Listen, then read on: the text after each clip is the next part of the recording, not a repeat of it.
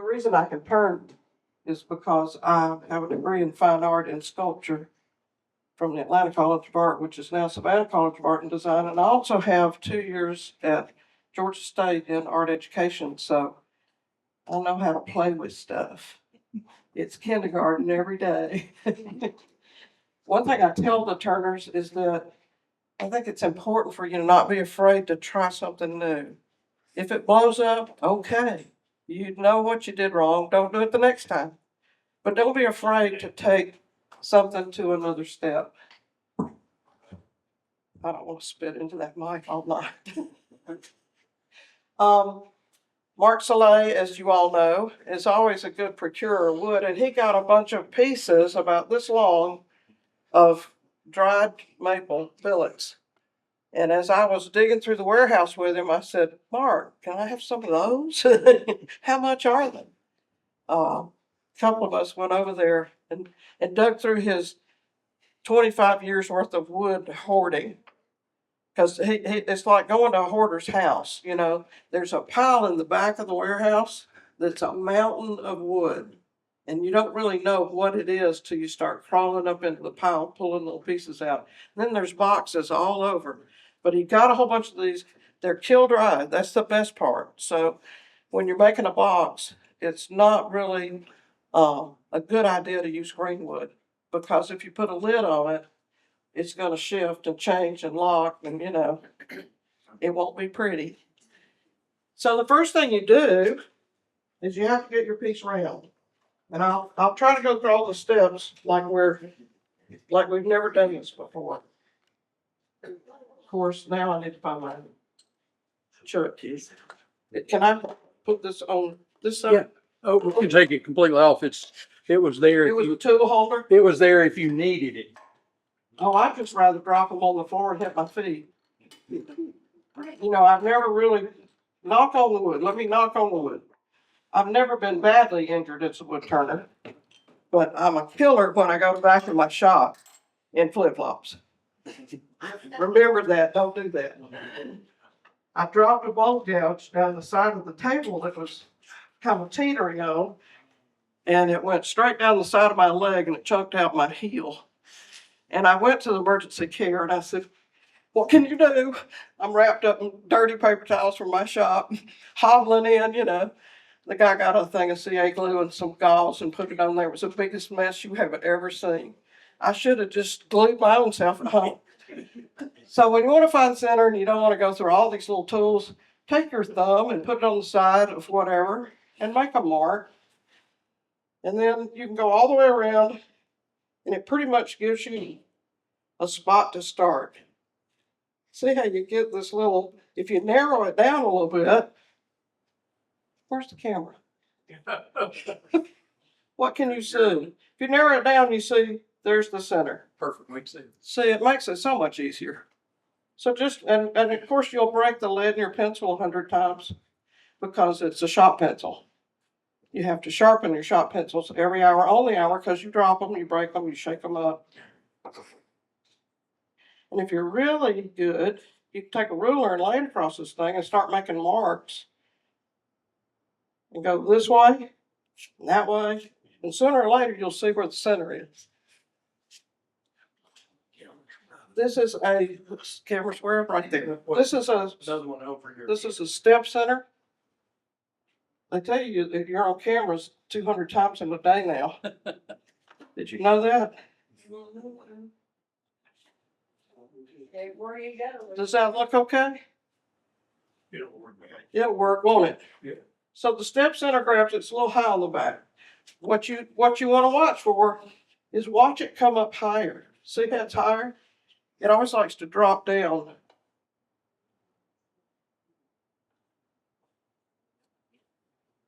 Whoops, I dropped it too much.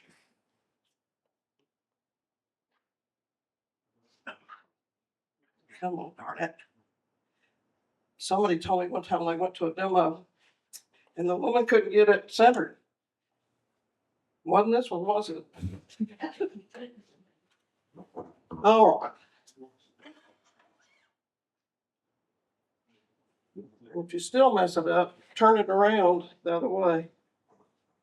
All right, let me check the controls here. I zero my lathe out every time. Turn that one. Turn that one and then push the button. That button, Yeah, you turn the red one. turn the red one. Which, oh, that one. Oh, it pops out. Okay, I got it. And then you push the. Push that button. It doesn't stop at zero. It's all the way down, so that's something you need to be aware of. And you push that to stop it every time. So, I think I can run this thing. Twist it, push it. How about that? It works. I'm trying to wear a face shield. AAW really likes that. Spindle roofing gouge. It's not for bolts, okay? Anchor, bevel, cut. I don't really like to go backward. I like to keep my pressure towards the chuck.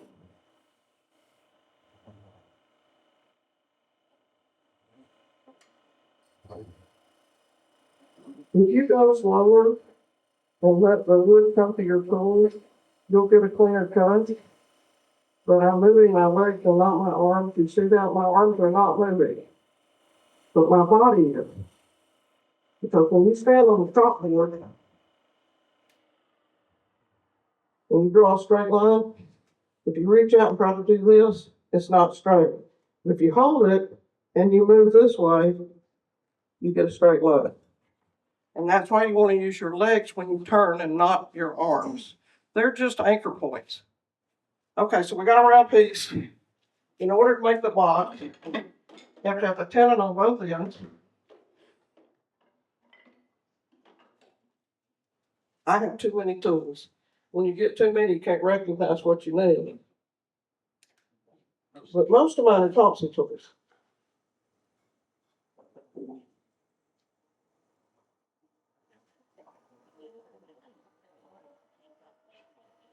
Okay, you have a tenon on the bottom. So your anchor, you're running the edge drill right there. Don't ever take a full cut with a parting tool. Just give it about a half of the width of it. And you have to know what kind of chuck you have. You want to do two things. Bring the splinters off right there. And make sure that edge down in here is pulled out so you don't have any trash on it. That'll hold it back out of the chuck. Do the same thing over here. You'll see this come better. That's about 3/4 of the width of the parting tool. Clean out the edge on the inside. The splinters off here, because you know you're going to want to touch that. When it takes about an hour to get them out under a magnifying glass, we can leave. One of the things you need to make sure you leave is enough for the top jaws of the chuck to rest on the wood. So you have two things you have to decide.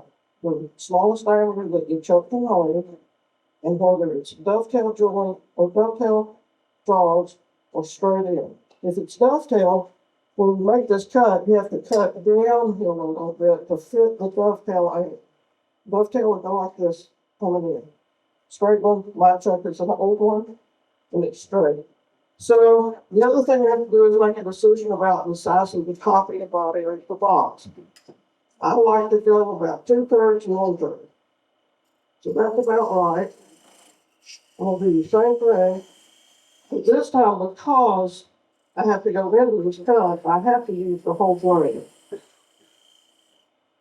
And I want it to be straight.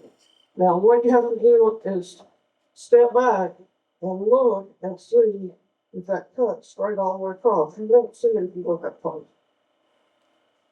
And nobody likes to step back. This is a parting tool. I use it backwards. It's my tool, so I'll use it the way I want to. I'm short. I can't reach up this way enough. So it works for me. It works either way.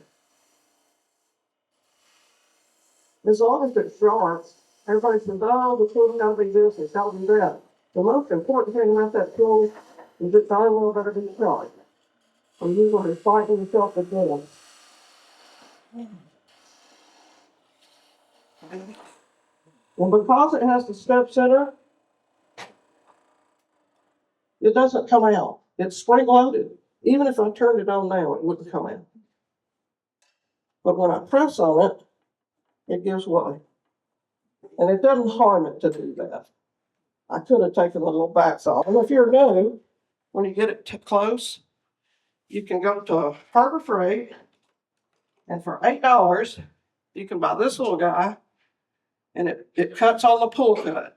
So when you get way down low, just turn it off and pull cut it off, because this is not a critical point. And this little guy saved me a whole lot of trouble. Now, when I marked this, it gave me the top.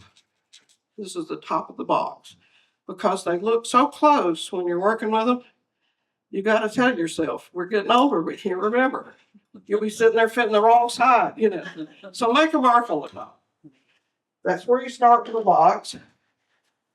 Step center's not needed anymore. See, that's a handy tool, but they're not cheap. Hartville Tool has some, and I have fixed about 10 of them. So the next process of making any box, we can make an egg or we can make a box, you know, it doesn't matter. You can make any shape you like. I'm just accustomed to the other one. And I'm still spitting in the microphone.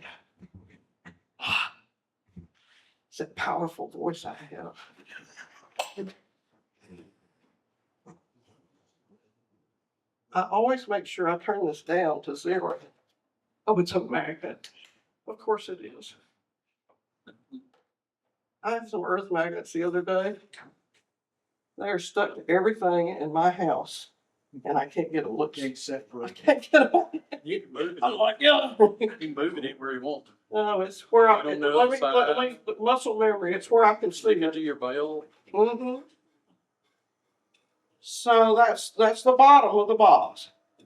First thing you want to do is fit the top. I'm not used to having to turn it off.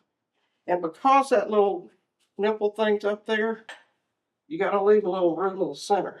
How to get that out?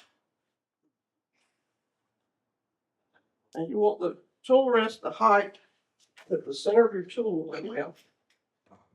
This is a travel tool. It's got more tools in the handle. Oh, that's not money. About the time I leave, I'll figure that out. Is anything wood?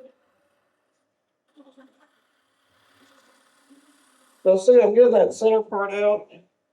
You don't seem to do that. It fogged, I couldn't see.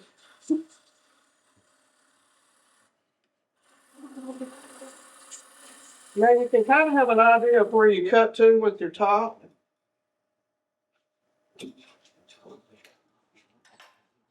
And for that, we have these handy-dandy little calipers. And I lost another pair at a demo, and I don't know which demo it was. So remember I marked the top. So I have to measure it, but I do have to measure the part that's going to have the lid. Oh no, my battery fell out. These are my old ones. I dropped them and I cracked them. But they still work for what you need. You just need a diameter. So there you go. Lock it down before you take it off, because it's going to move if you're not careful. Double check. Let's not dig these in. I got it right that time. We'll kind of see where we're at. See, there's a little white mark out there. That's it. That's the mark.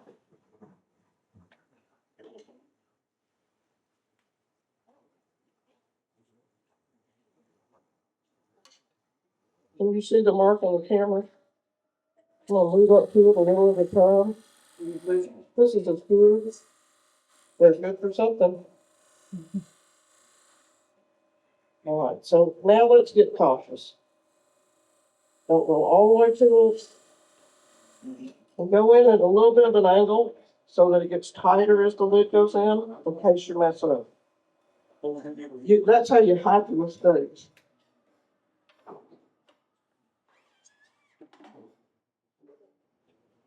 So see, that is so close.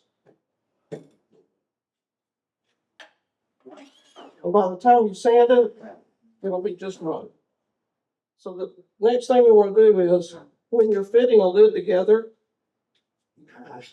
press the start button first. When you're fitting the lid together,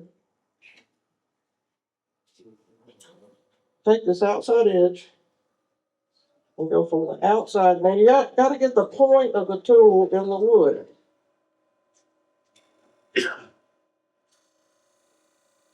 And go downhill just a little. That gives you a really clean, crisp edge right there.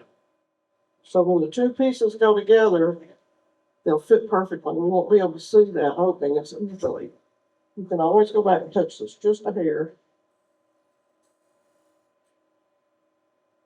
Let's see what that fits. I also put you a link. It goes on the tool rest. It's right there on your right if you want to use it. It's on the tailstock. It's white. Okay. Right there. Oh, wow. Yeah, so you can. I thought it was a Secret Service No, bug. no, it goes on It was going to come after me later. It goes on this side of the tool rest. On this side? I'm not quite sure what I can do On with it. this side, on my side. On your side? Yep, right there. And now it'll shine right into the piece Oh, okay. if you want. Newfangled things. What are you trying to do? Teach an old girl new tricks? I thought you had one of those. I don't have one, Well, but I have safety glasses and I can see better. We will get you one. You'll give me one? Okay. So now we got a lid that fits and we need to hollow it. And there's about a million ways to hollow things. And I'm going to show you the easier way for the beginners. This is called a Forstner bit. Man, I got that too tight. Make sure it catches on the tailstock, or you'll be sorry. You'll be so unhappy at the end of the day. I'm not going to hurt anything here, am I? Let me put it back over here for the moment. All right. So you have to have those really expensive measuring devices. You can use your finger. We got a tenon down there. We want to go to the bottom of the little box. Give ourselves just a little bit and say that if we go in to just about there on that shoulder, we'll be at the bottom with including the point. Critical, including the point. And if you're worried about whether or not you can get it there, put a piece of tape on it. I've got a roll of tape. If you're concerned that you'll forget how far you should go, you can take your Forstner bit, just put a little bit of tape there and that'll show you the stop. But if not, you can just wrap it around the Forstner bit. So let's see, twist, press, turn it up. Drilling, you don't want to go too fast because your Forstner bit becomes part of your work really easily. Hold the chuck. I'm not as strong as I used to be, so I do have to drill it in, not pushing. When you're really super strong, that's a sharp bit too. I'm gonna smoke up the room.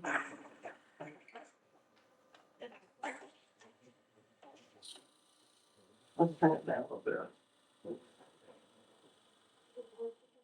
No, it's all right. You can go slower.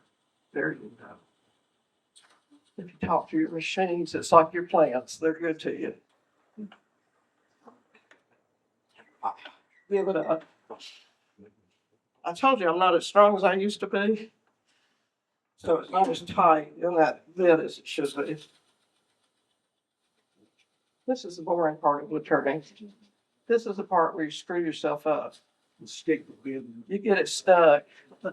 When you start seeing the shavings gooping up behind the bit, you darn well never pull it out of there. Now, when it starts making noise, and squawking at you, you get your little piece of beeswax. These little boogers get really hot. The beeswax won't hurt your wood because we use it all the time. And be aware of where this piston is. We forget that we start drilling stuff, that piston gets way out there, and then we get a little slop in it, and then we get in trouble. Is this a touch light? Yeah, that's 3 power settings. See, he's trying to make me.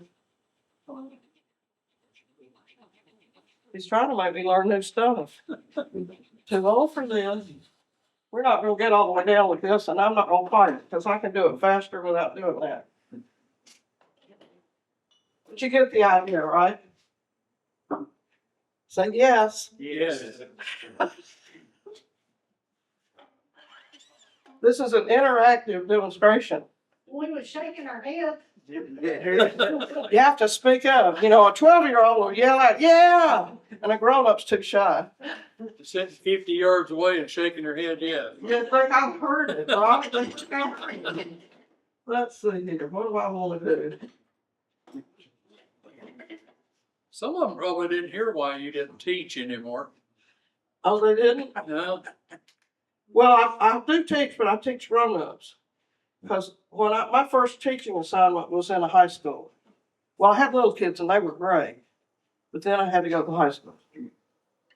And so, after my student teaching bout, I realized that I would end up in prison. And I did not want to be in prison. And so I said, you know, I believe I'll be an artist on my own. Actually, I was a general contractor. I built things. And I refurbished old houses in Virginia Highlands. Now, this is a good tool to haul with.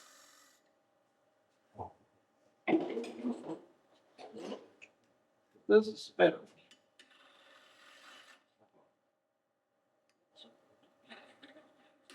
I will hold that out for a better bit because I want to give you more time to see the textures and I want you to have to worry about the turning. Does that make sense? yes. Because you'll use those textures, but the turning, you have to come up with something. So this was just my idea of something to do to satisfy my desire to make texture and do color. And see, I told you this is a Thompson travel tool. So everything comes in there. And when you're in the police department at the airport, you can say, honestly, officer, I use these for my work. Sure. Sure. You're not going to stab holes in that thin skin of that airplane, are you? We trust you. Uh-huh. We believe you. I have the TSA pre-check. Do y'all have that? Yeah. Yes. And my passport expires in 2 years, and you can renew them online now. Okay. And I don't want to leave and not be able to come back. So I want to make sure I get that passport. I will tell you a travel secret. Get a certificate of live birth at your live birth, and take a notebook or a book and glue an envelope in it. Put it in your suitcase, fold that up and put it in your suitcase.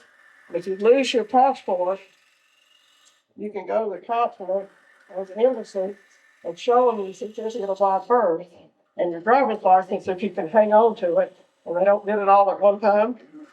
You can get a new passport pretty quickly. At least you get to come home. My daughter is from Guatemala, and she is a U.S. citizen, and we did all the paperwork necessary to bring her here legally.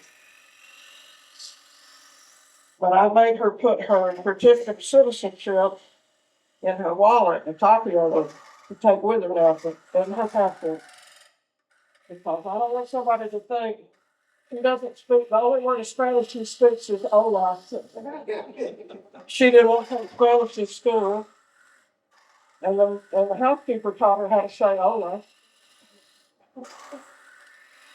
So this is backwards. I come up with inside things before I do the outside.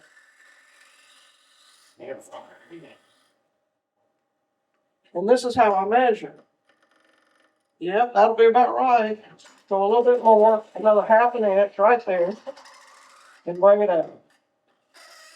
Now that's making noise because it's a thin tool. Well, this other tool that I did, I want to show you this one. I brought this tool because it's an antique, and I thought you might get a kick out of seeing a Glazer tool in action. This is a Jerry Glazer, original Jerry Glazer tool.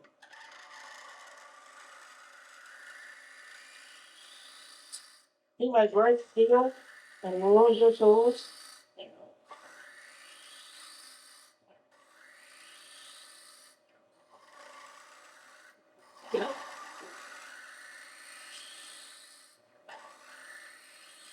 So this is basically hollowed out.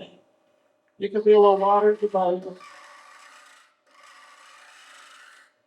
And what I'm doing is I'm cutting on this edge right here at an angle, but not letting the top come around so it can't catch that way. We're gonna look at it. We do this because we like it, because it's enjoyable to. Some of us go fishing, some of us still go fishing and turning. I thought about it today, saying I thought I might like to have another boat. And then I really thought about it. Really thought about it. And I thought, I could rent one at Lanier and I don't have to pay insurance for it.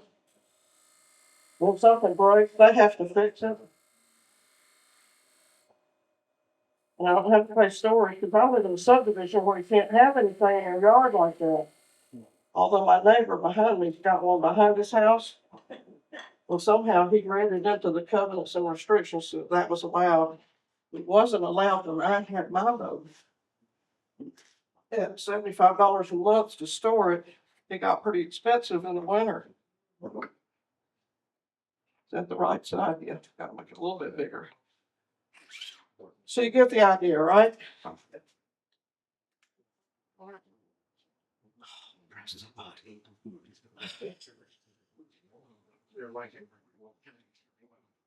Oh, little bugger.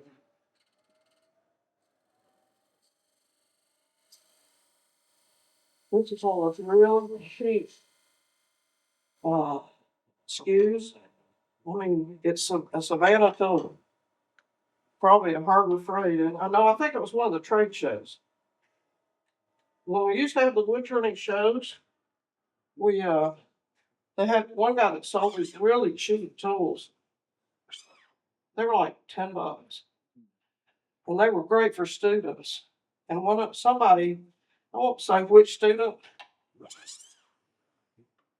but the name starts with a C, took my other good skew in their toolbox, and I think they're just too embarrassed to tell me that they didn't mean to take it.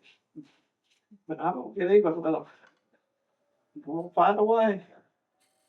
So it's just a little bit too tight. Now it'll probably be a little bit too loose, because that was the one more cut that I probably should not have done. And you have never done that either. Never. No, it's still pretty tight. Now the trick with getting them to fit right is line your grain up when you're checking it. See, there's the mark for that continuation of that grain. So you want to line that up to see if it fits. Because if you move it just a quarter of a turn, it might not fit as right, because wood does flex. Twist, press, up.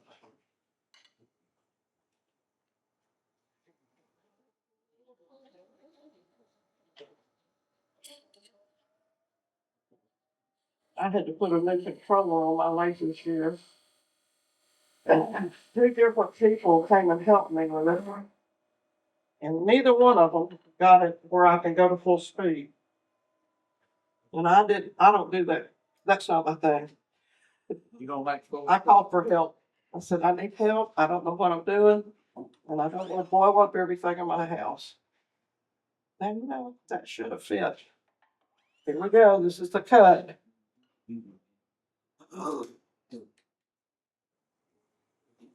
And it's got a good point on it, and it's pretty sharp, because I made sure of that before I came here.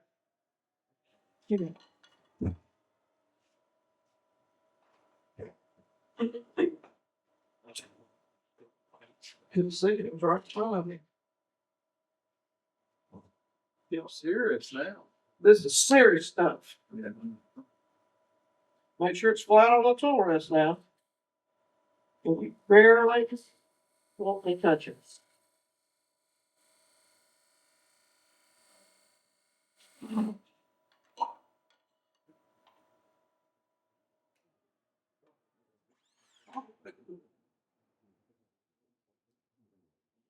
Here's the pattern.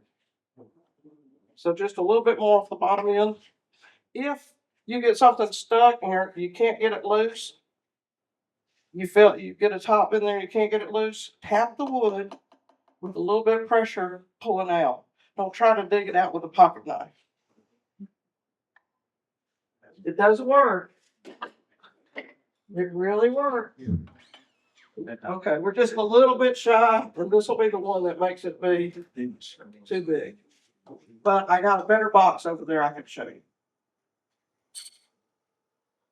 Come on up. Come on. It's all right. We're not gonna hurt you. A little faster.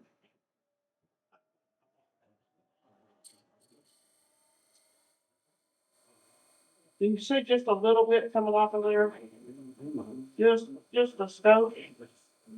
That stuff's called angel hair. I didn't know angels had hair. I thought they were just kind of cloudy with wings.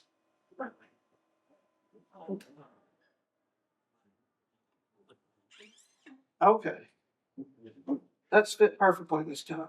See, it's a little bit too much. Right there. So there we go. The person can get it open.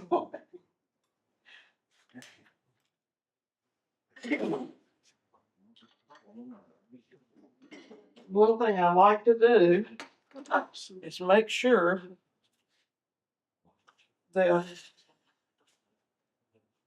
the outside edges match. Come on, where's the mark? That one? It's not that one. Give them a lot. That one.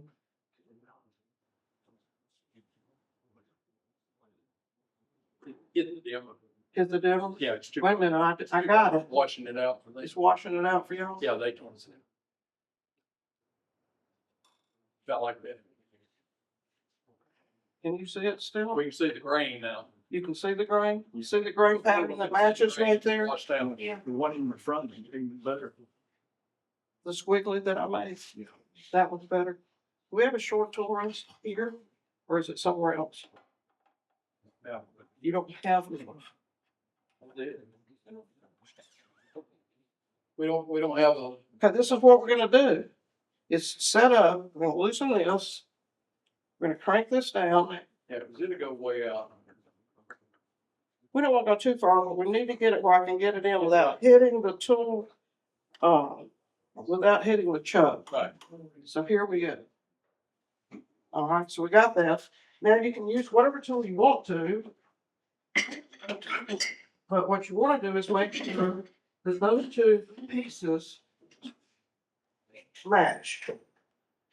Twist, press, and turn it up. So your last little doodah you want to do is just come back, make a light cut.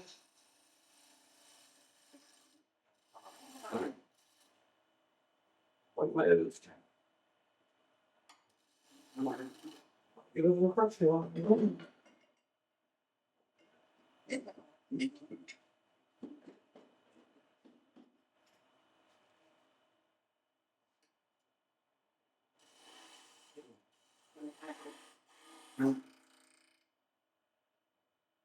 Weird.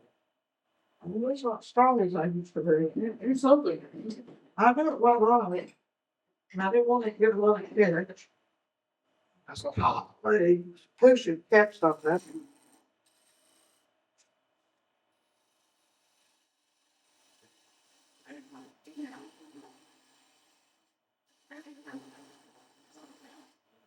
Why? This is what I'm looking for. Right here in front of it. Who see it?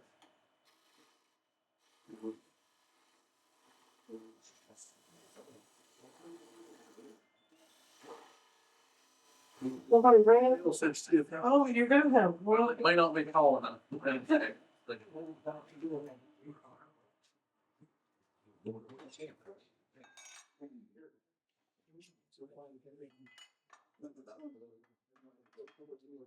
that would hurt if it fell. Oh, it'll be fine. It's a Laguna. This is a Laguna Lake, and that's right there. My nephew got a new lake this last year at Woodcraft, as a matter of fact, the Alpharetta. We can thank Bob for that one. Bob donated that Laguna Lake, and that's what he got it off of. Woodcraft? My nephew. You put it right there.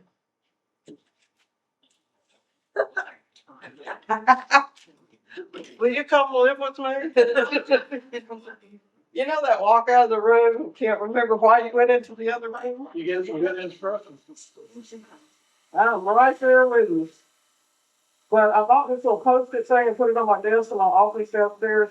You have to go all the way across my basement to get to my family room.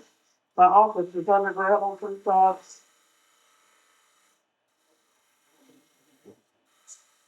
These cookies are sharper than that. I think one of my wheels is falling out on my grinder.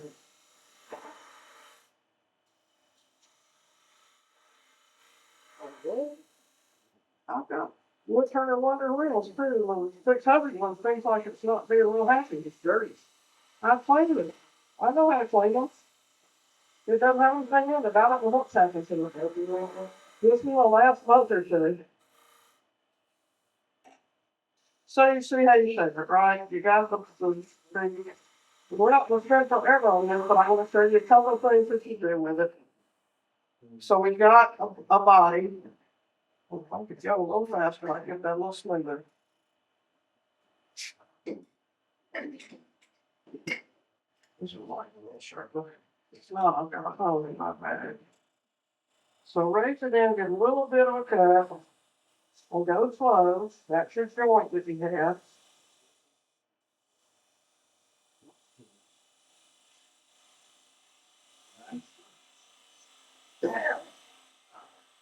And I'm slicing this wood instead of digging it out this way. I'm slicing it like you would sharpen a pencil. If you put that in your hand, when you try to turn it, cut it like you sharpen a pencil. That'll work for you.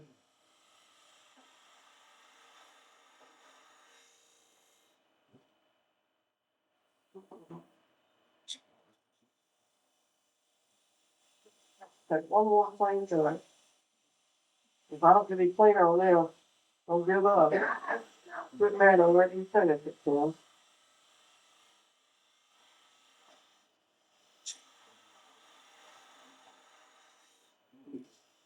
Let's go ahead and leave last. You're gonna do one more. Yes. No, I got 647. I never bring 240, but I did today. It's just one of those days. It's been one of those weeks. I will tell you, I've had lots of stuff going on, you know. The painters are at the house. They came in 2012 when my daughter was still little. And she went running through the house in the morning and said, "The peanuts are here, the peanuts are here." So every time I looked at her, it was all I could do not to call any peanuts. She was so funny. And they're back. And this time I put a really, really good emerald Sherwin Williams that's got a 40-year life on it or something. I figure I'm not painting my house again. Ever. I guarantee you. I'll be 70 in July and I'm not painting the house again. I'm telling you. The peanuts can do whatever they need to do. I'll get that in a minute, Tim. Don't worry. See, I told you this is 240. When you sand something, sand it in a circle. Because you don't want to ride that same line over and over again and dig it deeper. So keep that kind of a circular motion going. Circular. That's the water, isn't it? Can't talk, either can't remember, can't talk. So that's 240. That's pretty smooth. I don't see any big scalp marks in it. Should be one at least. Y'all gotta learn to laugh. He's too stoic here. It's Thursday night. We're missing a rerun of Grey's Anatomy or something. Can you believe it's already rerun season? When I came in to eat lunch today, I went and got a Subway sandwich for me and my daughter, because I knew she was studying really hard. I think she's talking to her boyfriend on the phone.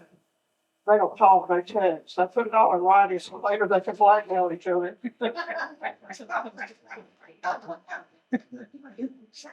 Let me think about stuff like that. The little fella was talking about a prenuptial agreement. And pissed her off. They should have. She was not happy about that. And I said, well, just remind him that works two ways. There you go. That you get everything I've got and that he won't get it.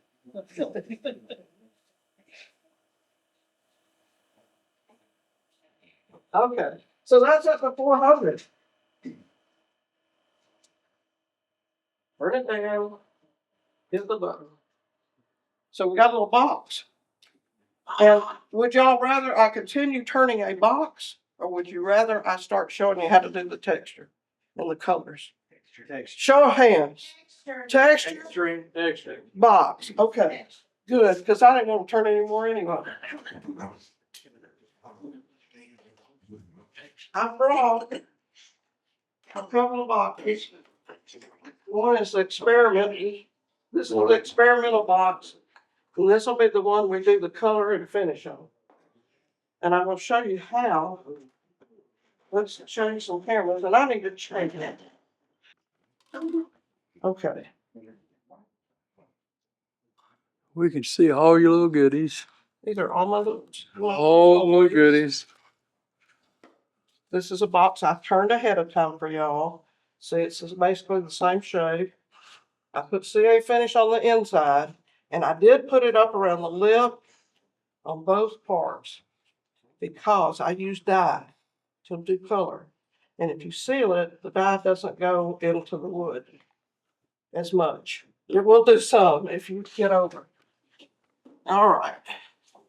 So I bought this really cool set of dye, and it's alcohol based. It's on the end. No, that's fine. I just, Oh, it was in your eyes? yeah, so I couldn't see the. We can turn it off. All you had to do is turn it I off. moved it. We don't need it on there. Oh, okay.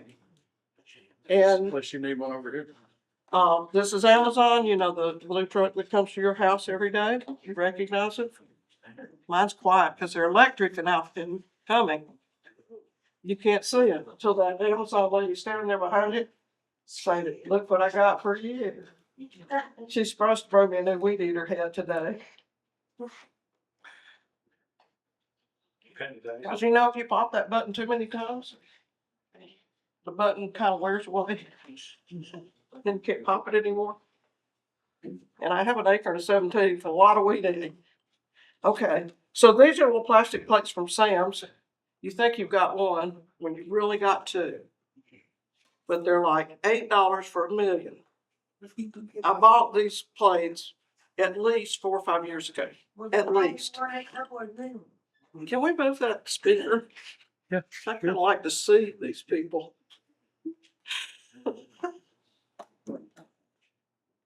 Thank you. No, she don't want to see Dina today.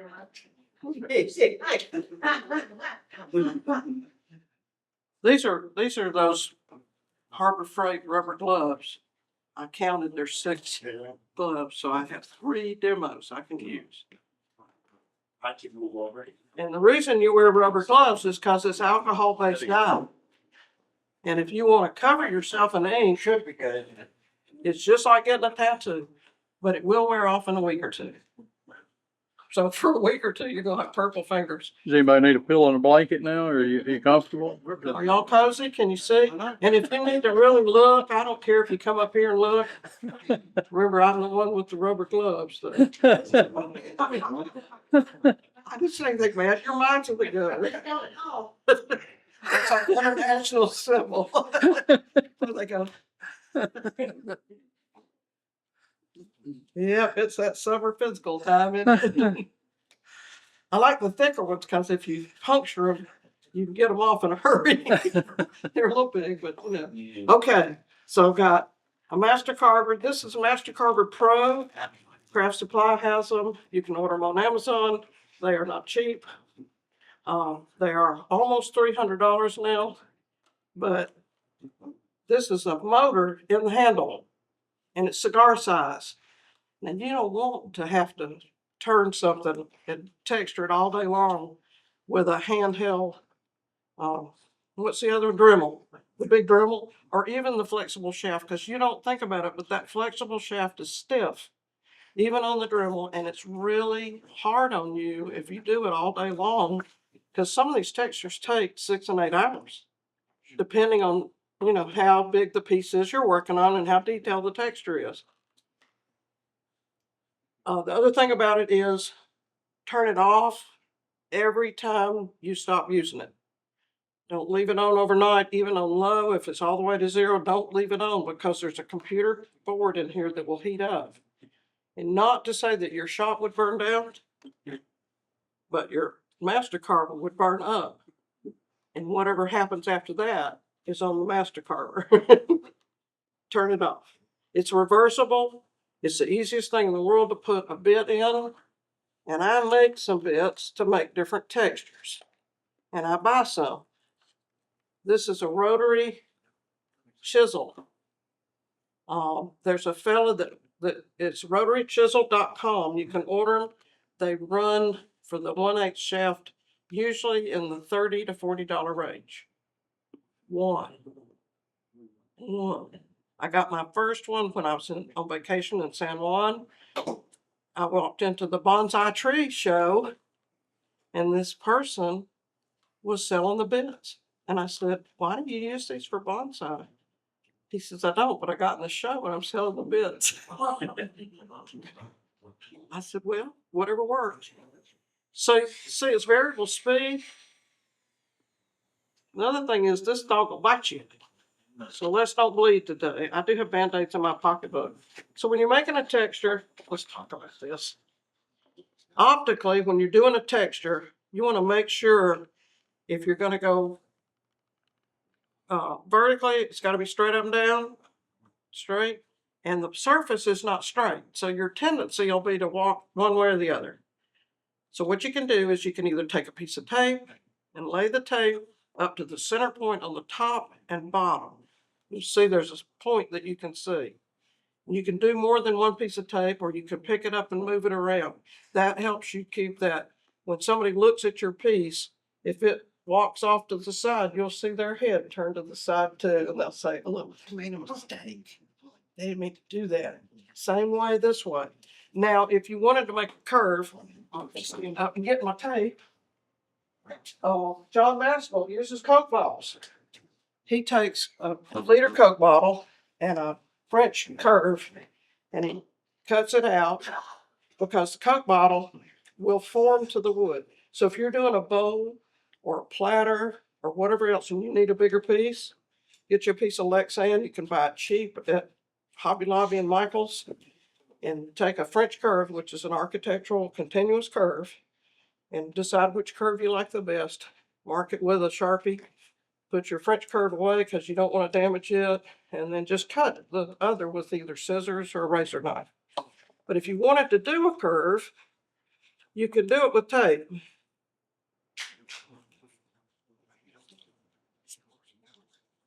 So you'd have a pattern you could follow.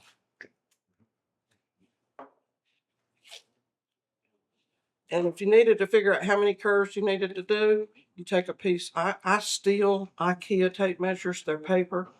They have little things all through IKEA hanging with all those tape measures in the furniture department. So you can measure the mattress or the dresser. And if you get 15 at one time, they don't notice. And I roll them up quietly as I'm walking around and pretend to measure something. And then I take them home because they work great. It's like you take a little piece of ribbon, and y'all don't do anything like that. Come on, guys. Life needs to be a little bit of fun. So I'm going to take 2 pieces of tape because I'm not trying to fold that in half. I never get it done. Plus my gloves will get stuck. So you take a piece of ribbon or a piece of paper, and you make sure you got enough to go around the diameter of whatever you're trying to measure, okay? And to make the curves even, if you start making one curve and you don't map it out all the way around, the last curve is like this close to the one before or that far away, one of the two. So here's your trick. Here's your sign. Take your paper around the diameter of whatever you're doing and mark where the end is. That's close enough. Try not to get it stuck together. And then take it and fold it. Don't wear gloves when you do it, just fold it. Had all the fun I can stand for one day. Fold it again and fold it one more time. We'll do one more time for good measure. Now you've got fold marks on this piece of paper. That's the right diameter of your piece you're going to work on. Does that make sense to you? Put it back around, and everywhere there's a little fold mark, you mark it. And so that can be the start point of every part of your curve. So it's even all the way around. It's easy to do. You could sit there. I watched several people show me how to do the pattern where they thirded the piece and they marked it with this and they marked it with that. And I'm like, I'll die before I got all that done. And then I said, this is just logical. Every little fold mark's exactly even because it might be off just a hair, but it won't be that much. So that can be your start point for your next curve. So if you're doing curves, that's what you do. And if you want to do a straight line, start at the top. I usually keep some, to keep my pattern even, the first thing I do is make a registration mark. That's a good fit, right? Mm-hmm. That's that pop fit. You don't want to sell somebody that. You do not want to give somebody a fit that tight because they'll break whatever you're doing or tear up all the texture. So now we're going to go straight down, get my finger out of there, come to the bottom, and put it on the point down there. And so that line is straight. Was that hard? No, but did anybody ever tell you that? But when you paint the baseboard, you get it straight. So you might as well paint that and get it straight. But I use it for the texture, and I'm going to show you different ways to do textures. First, I'm not going to get my hand in the way. And I'm also going to test. I usually bring an extra board, but this will do. I test what this texture will do. And you see if it gets away with you, it'll run. And tighter looks different on the surface and longer than far apart. I prefer random because you're going to try to go every little one perfect.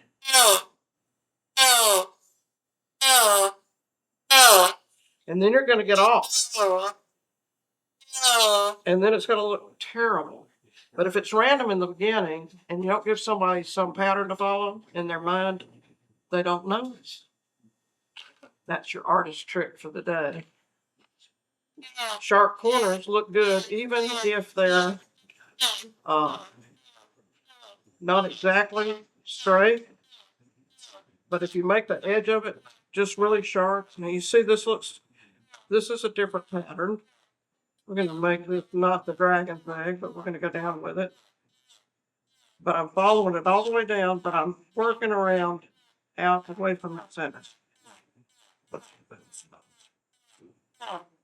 And I'm also going to make sure my thumb is not in the way, because that's where you put a little extra color on your piece. And when you get to the edge, know which way your rotary tool is turning, because it will grab on the edge. See? If you go over the edge. So go back the other direction. That was on purpose, by the way. I know what I'm doing. I never get catches either. If it's not cutting clean in one direction with the tool, it was leaving a little trash. But look at the other direction. It's not leaving that because that's the grain. If you've ever put a piece of wood through a planer, you'll know that one direction is good and one direction's not. And sometimes you don't really realize it until after you've started planing the wood and you see those little feather things come up on it. So now we've got a little bit of a texture on here. How am I doing with time? Are we good still? Yeah, you're good. All right, I'm gonna make, and right in here, I'm gonna make one mark that's a little different than the rest. Got 8 minutes left. That's a registration mark. You see this tongue? You see these gloves? You got an hour, whatever you need. Well, I don't want y'all to go to sleep. We gotta get home in time for the reruns. I was so desperate today, I watched that show 6 Feet Under. Have you ever watched it? Yeah. It's just warped. It's just warped. It's so funny. The woman got a divorce, was celebrating in a limo, and she's drinking champagne, and her girlfriends are with her, and they're all so happy. And she goes up in the sunroof of the limo, and they're driving along, and she friggin' hits a street light with her face. Oh. And the guy had to put it back together at the funeral, for the funeral. And I was like, really? A street light? And the father, the very first episode, I have to tell you the first episode because this is boring to watch. The first episode, the father's got a brand new hearse. And he's been trying to quit smoking. And he hadn't quit smoking. And he's driving along and he lights the cigarette. And the wife's on the phone with him on the new car phone. And she said, "You're smoking, aren't you?" And he says, "Oh, no." About that time he pulls out, he's not paying attention. A city bus hits him and kills him. And I'm like, well, he quit smoking, didn't he? Yeah. So that's a bunch of texture and it's fuzzy. What do you do to that? Well, I have a Fordham tool, which has a angle sander on it and the 3-inch disc, and so you can just go up it. This will take all the fuzz off. And if there's fuzz down in the texture, and you want to get that fuzz out if you can. So there's 2 things to do to get the fuzz out. This is what Al Sturt does. He takes a wire wheel and he cleans it. And if it's making a lot of noise, it's going too fast. And if your bits are burning when you're trying to make a texture, if they're making a burn mark, your rotation's too fast too. So take the little wire wheel and go over your texture. And see that little junk flying up in the air there? Yep. That's those little fuzzies coming off of that texture, and it makes the ink look so much better down in the texture you put in there. So we're going to do another one so you can see the different strokes. Let's do drill bit. And, I can't ever leave well enough alone. So you can't either, can you? None of y'all No. can. You know the one more cut rule. No matter how hard somebody tells you not to make that one more cut, you're going to do it. Because you just can't hold yourself back. Don't tell me stories now. I know you do it.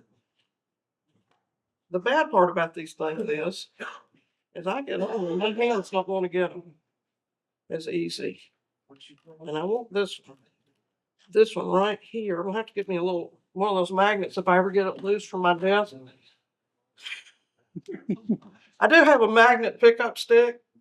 So when I'm sitting on my desk doing that and I drop all this stuff, I can just take it out of the drawer and reach down and pick it up.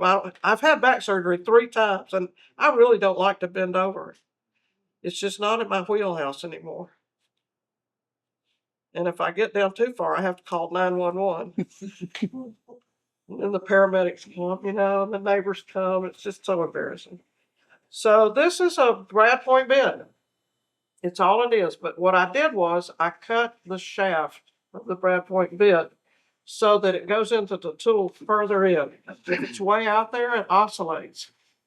So that's what you want to do. But save the other part of when you cut it off because it has a use too.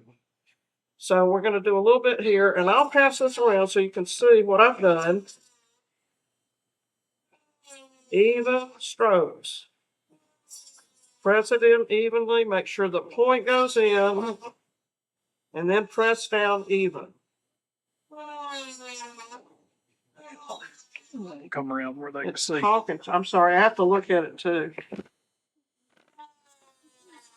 If you tip it to one side or the other, it's going to go to the moon with you.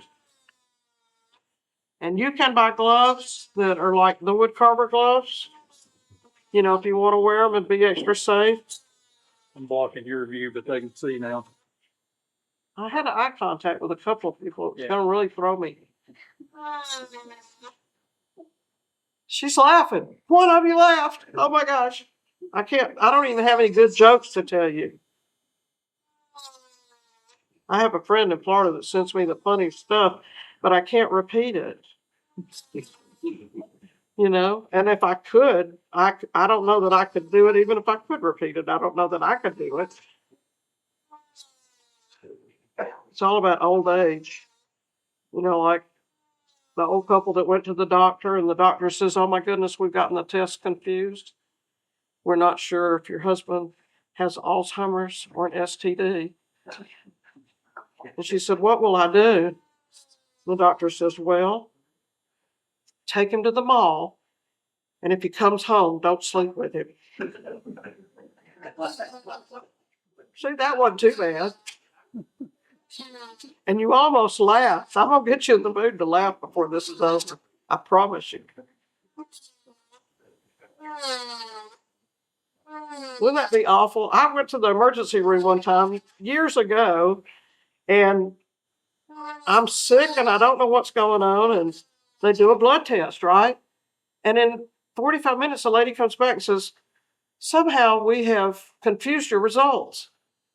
And I'm like, "What does that mean?" She said, "It means we need to do another blood test." I said, "Well, what happened?" She said, "Well, there's somebody here that's got your same last name." No, there wasn't.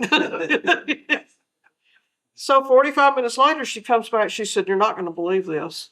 I'm like, darn, I'm just a human pincushion here. And it took, and finally they called me. Then they wanted me to pay for all 3 blood tests. I said, "That's not happening." I went and got a bone scan this year. First one I'd ever had, last fall. And, you know, I didn't know what to expect. You lay in this little machine, it's no big deal. This little thing goes over you, and you get up and you leave. Except the lady took my left arm, and she laid it down and said, "I got to do one more scan." And I'm like, I had no clue it wasn't supposed to be, but it was $800 on my insurance that wasn't covered. And so I called them and I said, "You know, I have good insurance and it should have paid this, and I paid my deductible. What's up?" So she told me, "Oh, well, you had a forearm scan." I said, "No," I said, "My doctor just wanted a regular old bone scan, you know, just see if my bones still had calcium in them or whatever." So I called the doctor and I said, "What can I do?" And she said, "I'll send them a letter." She said, "I have never ordered a forearm scan in my entire career." "I will send them a letter." They called me about a week later. You know, it takes 2 weeks for everything to process. And 5 idiots.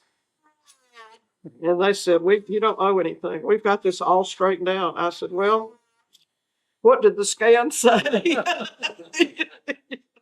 "Is my forearm all right?" For $800, For $800, it ought to be. So here's the little silly bit. It's a Brad point bit that you can buy anywhere, but they get dull. They can't see it.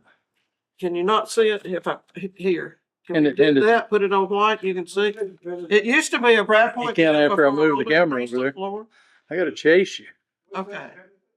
Brad point. It has the point on it. Just a instead Brad of point like drill a bit. Metal bit that's got the curve. You know, just the angle on the top. Come on now, I know the difference. Is that one you broke I using it? cut this off with one of those little, with did- this, no, with these little brown discs. You know, you get the little cut off disc in every set, in every little cheapy set of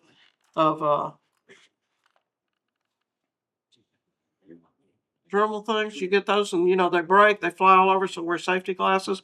They cut these off really well. Use a pair of pliers or needle nose or something to hold the bit with, because you know that gets hot. And it'll burn you twice. It'll burn you when you're holding it. It'll burn you when you pick it up 10 minutes later because it's still hot. And this is all we need right here to do all this. No, you just need that little cheap $19, $20 set. The most expensive thing that I have there is the rotary chisels, and those are optional. I mean, you don't have to buy those, but they do make a difference. I've got one of these that I've ground. What could you use in place of that rotary chisel that you have Any there? kind of cutter disc. Like, all right, I made this cut with the rotary chisel, and I've got this little thing right here. They also have those little saws. I didn't bring one of them. They have those little circular saws that you can buy at Harbor Freight on sale.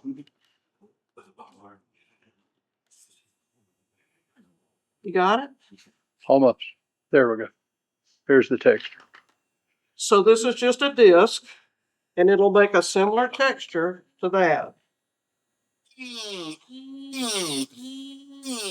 It's cleaner because it's cutting better. It's not cutting as wide of a swath. Right. Much different. So it's a little different, but it's still similar. And that's what I mean by experiment. Because if I did this way and cut into it, it'd give you a whole different look if you drug it down a little. It might not be as clean, and it might get away from me. But, you know, don't be afraid to do something that's not the same old run of the mill.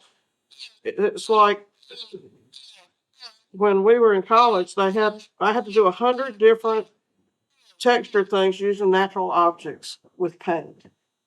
I had to have texture cards, and on the back of them, I had to write what I did. Well, I thought that was the weirdest project I'd ever done, and it turned out to be really useful because when you sharpen a stick a certain way and make a texture with it, with paint, you know how you did it the next time because you've got it written down. So this gives you a different look, little tiny marks, and it's burning, so it's going too fast on the RPM, so slow it down. Once you slow it down, see it quit burning. Same way with any other bit. I've got one that I've ground that's the cutoff part. And what I do is, when you get these little kits, they come with all these little diamond guys. You know, the little round barrel fellas? Well, they're good for sharpening these things. Like this little fella right here. It's got a barrel. And like I said, you do want to get your pliers out. I'm not going to sharpen it because it's already sharpened. I'm just going to show you how you would have done it. This is the cutoff part from the brad point bit. So go in at an angle, sharpen it, go in an angle, and sharpen it. And I'll show you what pattern that makes. And see how quick you can change bits with this guy? Mm-hmm. That's the part that makes it worth the money. Because when you're sitting there and you have to do a texture for hours. Now this one, you really do have to hold it steady.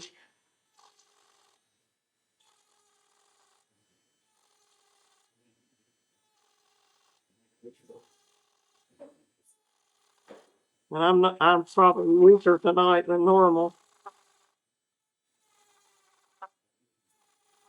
I had to chase the peanuts around the house all day.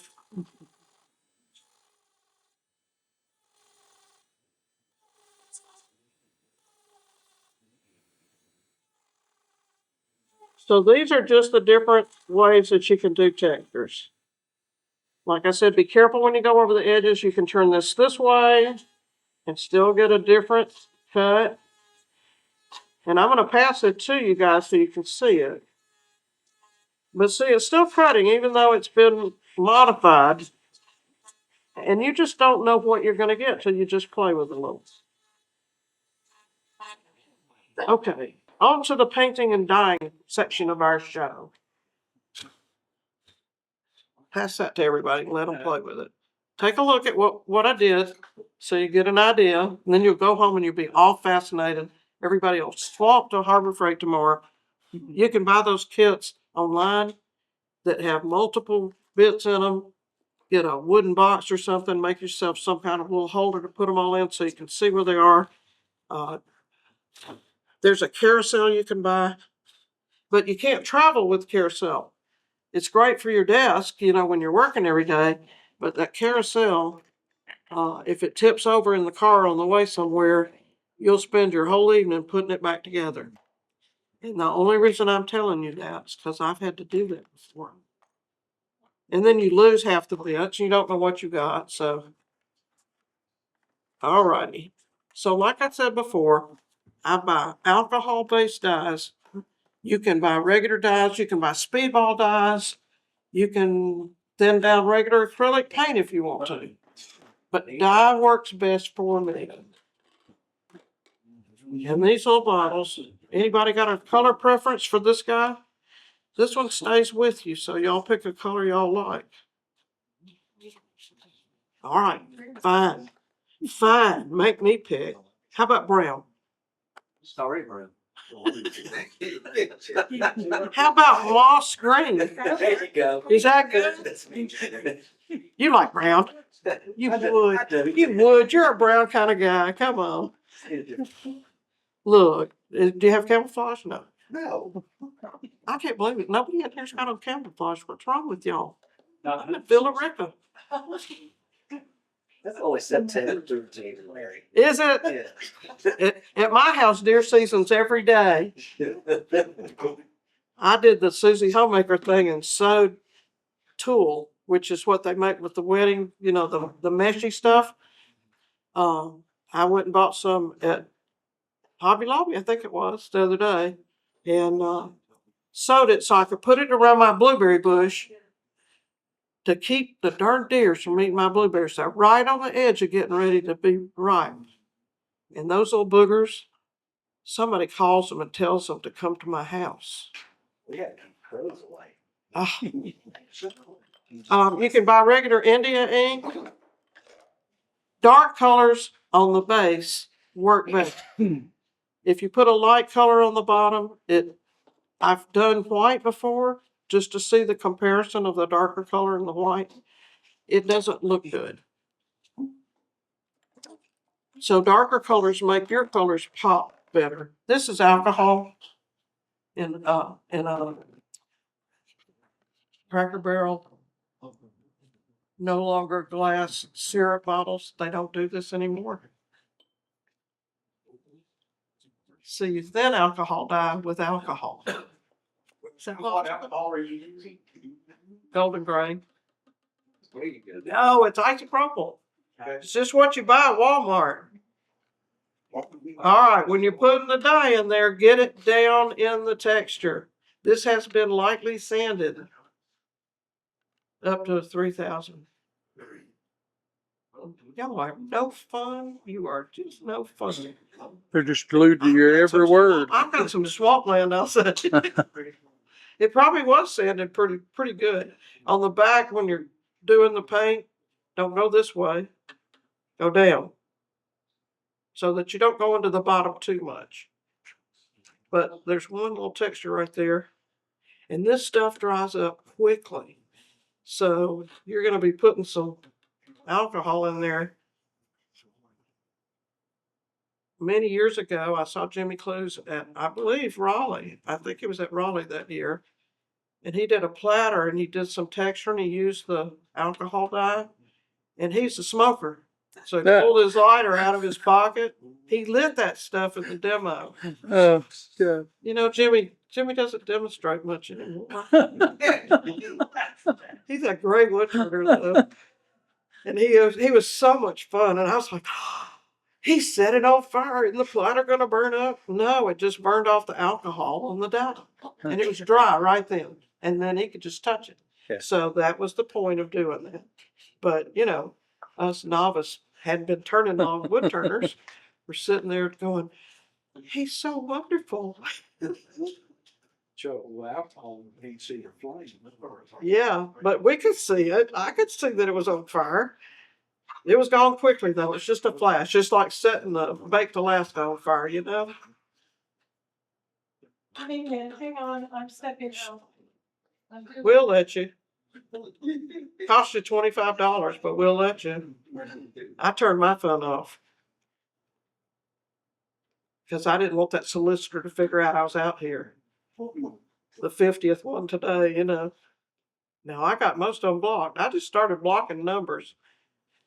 So you have to do the whole guy. That's the problem here. I have to keep In going. the same color or different colors? You can do different colors. You can airbrush it if you want to. You can do whatever you want to. But I've got airbrushes. In fact, I've got an extra one. If anybody needs one, I'll be happy to make you a great deal. It's a Harbor Freight brand. I have the really good, expensive one too. Correct. It's staying at home. Yeah, I have that one too. But the Harbor Freight one works great. And I had a friend It's not bad. who was an engineering student at Georgia Tech in the 40s or 50s. And he bought the really good airbrush pens like Ben Bowley used. Mhm. And he gave them to me Wow. when he quit doing stuff. And I'm kind of afraid to use them. I'll probably have airbrush stuff all over. I don't do a lot of airbrush, but I do some occasionally when I have time. Did y'all all have that problem? The get around to it problem? Yeah. I made a list. I'm getting stuff done. I cleaned out 2 drawers in my shop desk yesterday. I had to take them outside with the blower to get all the dust out of them. You have to get this down in there too, because it'll show up really bad in the end if you don't, where you've drilled it.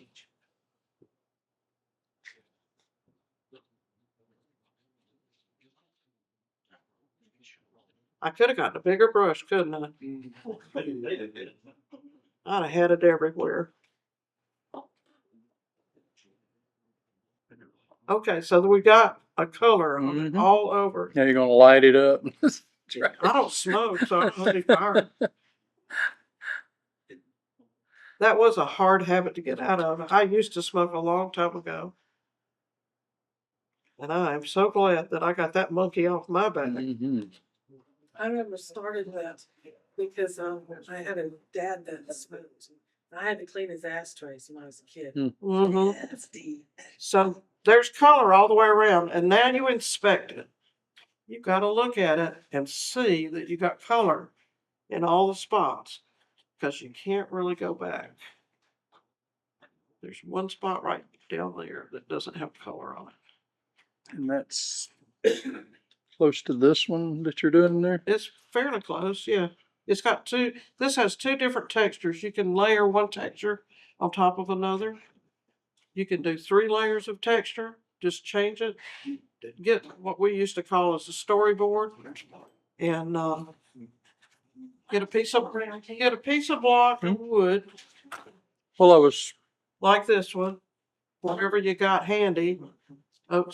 We don't have any scrap wood as woodturners, but you know, no good piece goes unturned, right?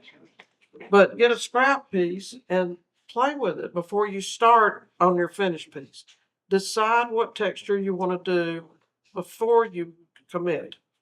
Because once you're committed, you're stuck with it. I started a piece that was like this big with a little tiny texture one day, and I wasn't thinking right. And I don't drink, so you know, and I don't do drugs. But after that couple of days, I probably needed to, because that took me hours and hours. It sold instantly, and I was almost glad to see it go, but I was sad in a way because I had invested so much in it. I didn't want to part with it. Now, alcohol dye comes out of your brushes pretty good too, but it'll go on whatever surface is underneath. You see this brush is blue. It was white when it started. Some dyes stick better than others. Some dyes stick on your fingers better than others. And all of them stick on your clothes good. So that little set of alcohol dyes was around, for good measure, and whatever cost increases we've had, I'm gonna say $25. At Walmart, you said? Oh, Amazon. Oh, Amazon. Amazon. And this one's called drawing ink. They still carry this. I looked the other day, and I believe it was $25. I'm not positive. And I have Prime, so I don't have to pay shipping. So that saves me a little bit of money.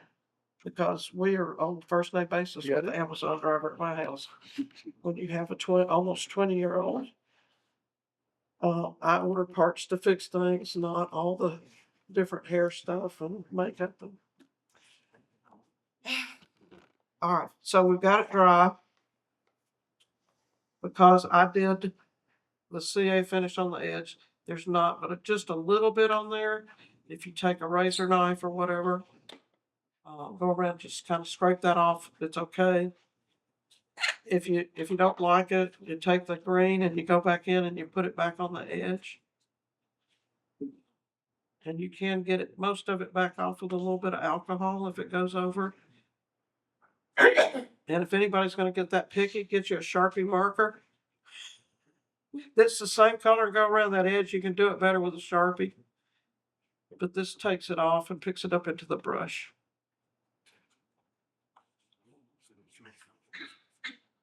And it doesn't mess with the CA finish. There's a little spot. This bled through the actual wood. That part went through the pore of the wood. So you do have to watch for that. I've seen some people dye some things that came all the way through the inside lid. So that's good. That's good enough. All right, so it's got a registration mark on it. Now I have a couple of different things I can use. These little guys are a product called, made by a company called Lumiere, Lumiere. It's a French fabric paint that has metal flecks in it. It's made by a company called Jacquard, Jacquard, and they are at Hobby Lobby. And you can order them online at Amazon, but make sure you get the metal set. They come with, I think, 8 colors in the set. The last ones I bought were $19. And you have to shake them up because the metal tends to go to the bottom, just like a can of paint. But if you put a BB in there to try to shake it with, you're going to stop up your outlet. So you don't want to do that, but you do have to shake them. And then you put them on a piece. It doesn't take much. These will last you forever if you're not doing really huge pieces. My brush is dry. I can take and put just a little bit on here and dab some of it off, because if it's got any goop to it, the goop will go down in your holes. So then you just go across the surface. See, a little bit of shiny starts to appear. Paper towels are your friends. We buy them in the big, huge containers where you get 18 rolls, for what, $25 or something.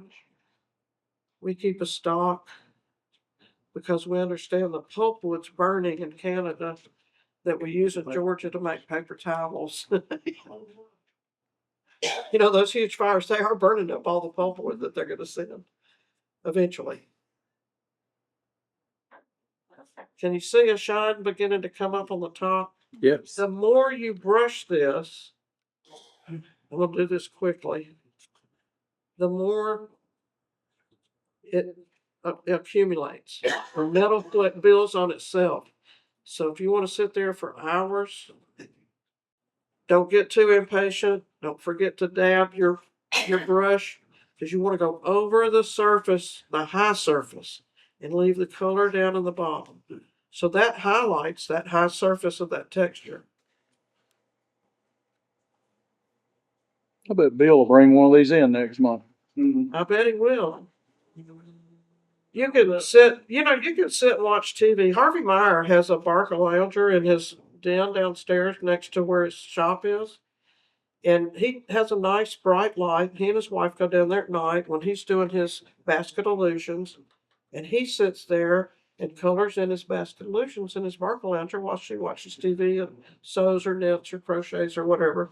She's really handy with stuff. He just got back from a trip. I think he's not back No, yet. he's still on there. Yeah. He's still there. And my running joke with him is that he watches luggage. Because year before last, he went on a trip, and it was a 2-week trip. And the whole trip, they chased their luggage. And the bad part was, he is a seasoned traveler, and he didn't put an extra pair of underwear in his wife's pocketbook. And the only underwear he could get did not quite fit. And the stewards on the ship that they were staying on washed their clothes every night and let them hang out in bathrobes while they until they could get to a port where they could buy a few things to wear. Now, if you wanted to do different colors, like different metal colors on here, just randomly apply them. You don't have to put them in a big order. And luckily, it usually dries pretty quick, so that when I get it on my hands, by the time I roll this around, get to the other side, it's not all over me too. But this is kind of an interesting pattern that's coming up. So I'm gonna do one more thing after I get this on here. That's got a goop on it. See if I got in a hurry. I've been watching YouTube videos on my computer while I'm in my office. And there's just no telling what's out there. Today I watched one about how to make a turkey call. No belief. How to turn. My nephew is going to be at Barnesville next meeting. Next week. I went to Barnesville Tuesday.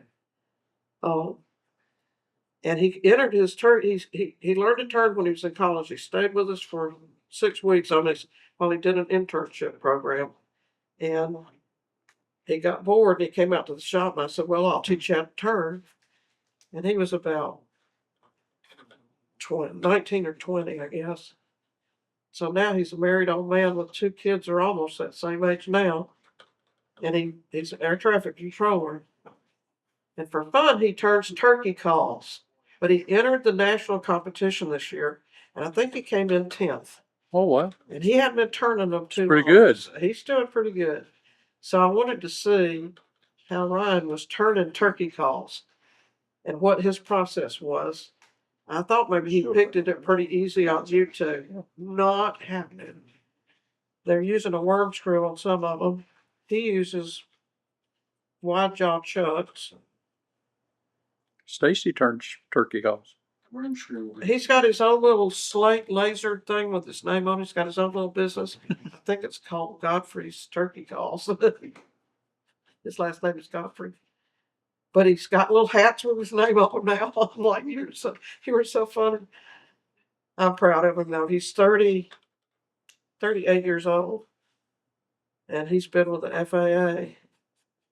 So far, knock on wood, he hadn't crashed anything. He's not on the boards right now. He's like a supervisor. He's moved up. So he has time to turn. And he went last year and bought himself the Rikon lathe at Woodcraft. And something happened and it started having an oscillation in the bearing. And so Rikon immediately sent him a new shaft and new bearing. And he got it all in there and it's okay. And I think he finally discovered it was really the chuck. And it was Just the bearing. it was this same lathe as you're using tonight. Was it? Yeah. Is that the? Yeah, because when you left here, you told him about that one. Yeah. That's when he got. With Laguna, you couldn't get parts for it. Laguna was having trouble getting parts for people. They still are, it's my understanding. So I didn't want him to get stuck. When you buy something like that, you really want to be able to be proud of it and not mad at it. One of my friends bought a new Powermatic several years ago, and she had problems left and right with it. Controller went out on it within the first 2 or 3 months. I mean, it was not fun. And she has a temper. I'm pretty passive most of the time. Just tell them what I'm going to do to their dog, and they give me a new one. You laughed, you almost laughed. I've almost made the round here. I'm holding it on the end so I don't get any paint on my fingers. The trick is still, don't get too much paint on your brush. You see, I just put a dab on there when I first started out. This is going to give it a little bit of color. All right, so that's got color all the way around. The alcohol will still get the stuff out of your brush. You can use some acetone later or mineral spirits to really clean them. And soap and water. I don't know if y'all know that, but as an artist, when you use oil paints, you clean your brushes, but then you use brush soap and you clean them with soap.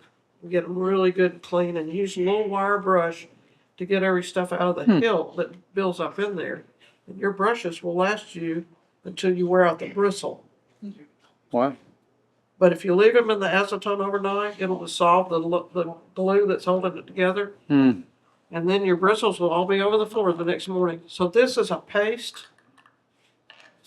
That one's kind of dry. I think I've got two of these. It does dry out. It ages. This is where the gloves come in really handy. It's like a liming wax, okay? Okay. But it's got the metal in there. So I've got it on my finger.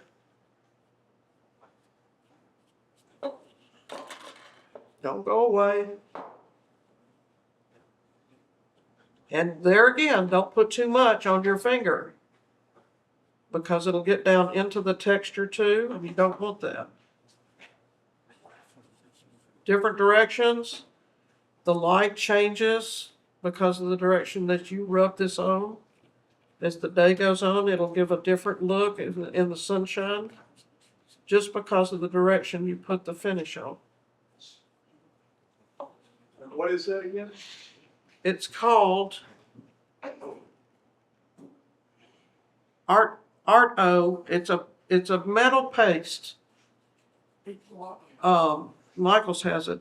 So does Hobby Lobby. And it's I'm not sure what department it's in, to tell you the truth. It's up on the wall in a blister pack. You know, you get one little bottle you can get copper, you can get gold. Well, they have it in tubes too, and then little Yeah, little containers. you know, there's One was like a million snuff can. products you can use out there for all this stuff. And you don't have to be locked into just one certain one. You got the Nick Agar version of them. Uh-huh. That's I from bought those paints from Spirocraft. Spirocraft. Yeah, I Spirocraft. don't like them. They're the metal in them is just not. This is really fine quality, like fine silver. So you see that added a little bit of highlight to this whole piece, and it wasn't difficult to do. But it is hard to get off if you don't wear the gloves. And it does have that metal look to it now. And it smells good. It has a fragrance to it. I'm not kidding. It really does smell good. You can come up here and smell the jar if you want to. Okay, so it's on there. It's probably pretty close to dry. We'll put the lid back on this. Put this away because I'm going to drop it. That away. Get rid of it. Put the alcohol back in there. This is, have you seen the Yoplait yogurt called Woody, O-U-I? This is the jar. We artists never throw things away like that because there's always going to be a use. And I have about 4 cases of these if you need any. Because I just can't seem to put them in the trash. I take the labels off and wash them every Well, time. they're too pretty. Well, you're like, what a waste. Why should you do that? Yeah. All right, the last thing you have to do to these is put a little finish on them. Can I spray just a little lacquer in here? You sure They can. won't throw me out, will they? No. It's not raining outside. Dennis, so- take a deep breath and Take pull a all deep that out of breath. the air. And y'all will be bleary eyed. No, just get it all out of the air. How about a cigarette? Here Yeah. we go. Light it. You wanted curly hair? You got it. Oh, it's not spraying good. Don't tell me it's got something in there. Turn it upside Got a down. little. Turn it upside down, spray it a little. Let me spray your. Yeah. There you go. It rode in the car over here. No, it's not spraying good. Somebody's got some lacquer at home, don't they? There it goes. There it goes. Yeah, I've got a fresh can. at home. Probably. Like getting a catch in a demo. Yeah, it's going good. That's doing what it's supposed to do. That locks that color in, Oh, that smells good. makes it permanent. Smells like home, doesn't it? Yeah. Smells like your own workshop. And in 3 or 4 minutes, it'll be where you can touch it. I take it outside on the picnic table That's the reason I like lacquer, dry so fast. One of the old guys one time said when you have bad pokey wood, you spray a mist of lacquer real quick, and you take a piece of sandpaper and you run it with the lathe and the sandpaper and a little bit of lacquer, and it'll fill in all those holes. Yep. Then you take your grandson's light PJs, a strip of it, and you put it on the thing. I think it was Stuart Mortimer that said he stole his grandson's cotton PJs. When he outgrew them, he cut them up and used them. We don't use anything that won't tear if you get your hand stuck. That's really pretty. So how hard was that? For me, it was real easy. It was, wasn't it? Now you know how to do it. But seriously, don't be afraid to play. Good. You know, we're doing this because we like to have fun. We're not doing it because we're going to make $1 million. Because you know the joke about making $1 million is a wood turner. Start with 2 million. You're going to spend every time you turn around, a wood turner is going to come along and say, "You have got to have this tool. This tool will make you the world's best wood turner." Not. It looks very nice. Yeah, we're one tool away from greatness, right? I've got that T-shirt somewhere. It doesn't fit anymore, but I've got it. So here's your box, and somewhere on here there's a registration mark that matches the grain back up. If I could find it. I'm close.